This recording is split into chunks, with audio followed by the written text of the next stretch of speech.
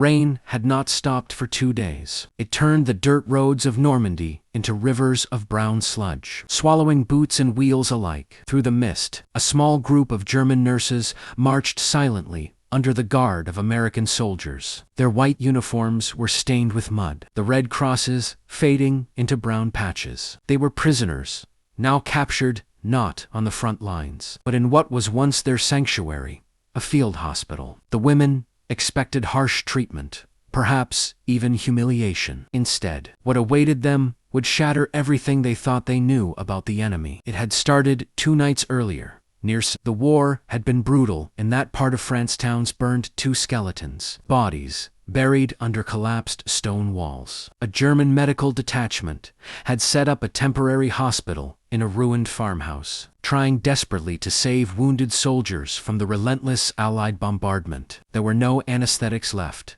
barely any bandages.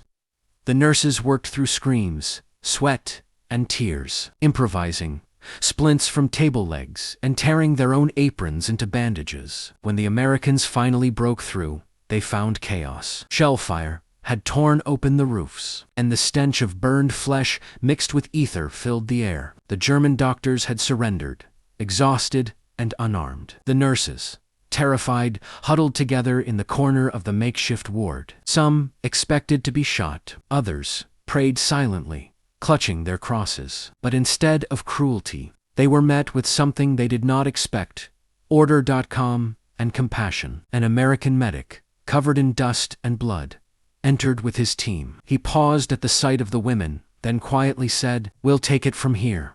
The German nurses stared in disbelief as the Americans began tending, not only to their own wounded, but also to the German soldiers lying on the floor. Clean instruments, morphine, fresh bandages, the kind of supplies they hadn't seen in months, appeared from crates. It was as if a miracle had walked through the door.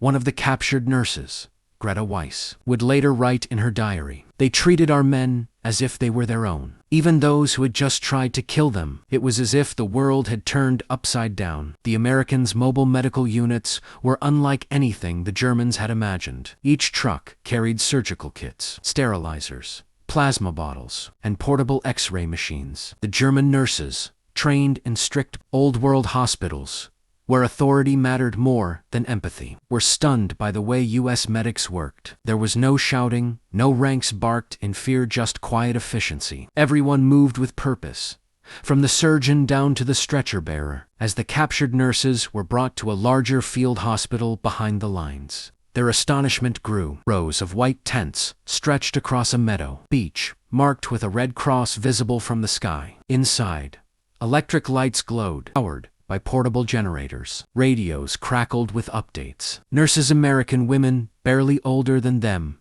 moved swiftly between cots, checking pulses, adjusting plasma drips, whispering comfort to the wounded. For the German nurses, it was like stepping into another world. They had come from a medical system strangled by shortages and propaganda. Their superiors had drilled into them the idea that Allied soldiers were careless, indifferent to life. Yet here they saw the opposite: gentleness and abundance. The Americans seemed to have endless supplies, fresh sheets, clean instruments, even coffee and cigarettes for the patients. One German nurse, Lotte Schneider, couldn't hold back her tears when she saw an American medic replace a bandage on a German prisoner. He worked carefully, murmuring, "You'll be fine, pal," Lotte whispered to her companion.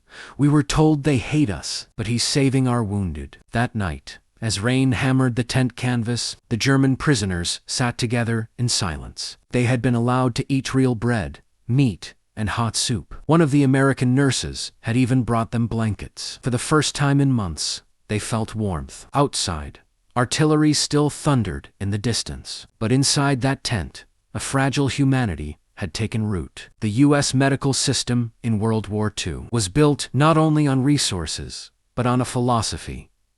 Every life had value. The Geneva Conventions mattered to them, and so did mercy. The captured German nurses, conditioned by years of war propaganda, couldn't comprehend it. To them, compassion was a weakness, something the Reich had long abandoned. Yet, here it was, embodied in the very people they had been taught to despise. Days passed. The nurses were kept as prisoners, but allowed to assist the Americans under supervision. They helped with dressings, cleaned wounds, and carried supplies. Slowly, they began to realize that this cooperation was not forced, it was mutual. The Americans trusted them, spoke to them, even joked with them. For women who had lived under fear and discipline, it was disarming. One morning, a U.S. captain approached them with a translator. He asked if they wanted to continue nursing duties formally. Most nodded. "Then you'll be treated as medical staff, not enemy combatants," he said. Those words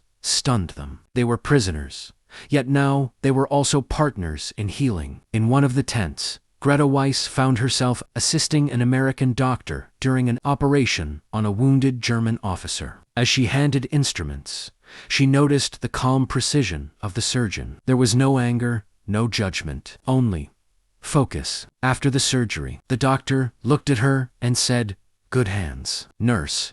She didn't know how to reply. Later she wrote, "It was the first time since the war began that someone spoke to me without suspicion." Outside, supply trucks rolled in, endlessly bandages, sulfa powder, penicillin. The word penicillin was almost mythical among German medical workers. They had heard of it, but rarely seen it. When the Americans demonstrated how a few injections could stop infection, the German nurses were speechless. In their hospitals back home, they had watched hundreds die from wounds that could not heal. Now, they saw men recovering in days. It was nothing short of a revelation. By mid-August, the group was transferred to a permanent POW camp in England, where the medical facilities were even more advanced. There, they saw an entire hospital run for prisoners, German and Italian. Doctors of both sides worked together. Clean wards, organized charts, operating rooms, with shining equipment. They could not understand how the enemy had built such systems while still fighting a global war. One nurse asked a British orderly how they managed it. He simply shrugged and said, "Because we prepare for peace, even during war." That sentence would haunt her for years. As weeks turned into months, something changed inside the German women. The hatred and fear began to fade, replaced by reflection. They started writing letters, not of bitterness, but of wonder. "We never knew the Americans had such hospitals," one wrote. "Our people suffer without medicine, and yet they heal even ours." Some of them volunteered to continue assisting as caregivers in the POW hospitals. They helped German wounded, but also Allied prisoners. They learned to use new medical tools, to sterilize properly, to administer blood plasma. It was an education in both medicine and morality. They saw the difference between a system built on fear and one built on compassion. When the war ended in 1945, those nurses were repatriated to Germany. They returned to a land in ruins, cities flattened, hospitals destroyed, families missing. Yet they carried something with them that no bomb could erase. Knowledge. They had seen how a medical system could function with humanity at its core. In post-war years, many of them helped rebuild hospitals across Germany, bringing with them the lessons learned in American camps. In letters and memoirs later found, their words carried the same tone: shock, humility, and gratitude. Greta wrote, "We entered captivity as enemies. We left as witnesses of mercy." Their experience became a hidden story of World War II, overshadowed by battles and politics. But among those who survived, it became a quiet legend. The tale of German nurses who were captured, expecting hatred, and found humanity instead. The truth was simple: war reveals the worst in humanity. But sometimes, in the unlikeliest of moments, it also reveals the best. In those tents, filled with the wounded of both sides, the nurses saw that compassion could exist, even amid destruction. They saw that an enemy's hand could heal instead of harm. Years later, one of them would stand in a rebuilt hospital in Munich, watching young doctors use equipment identical to what she had once seen in that American camp. She would smile faintly and whisper, "They taught us how to save not just lives, but our souls." And that is how, in the ruins of war, a handful of captured German nurses discovered something far greater than victory or defeat. They discovered what it meant to be human again.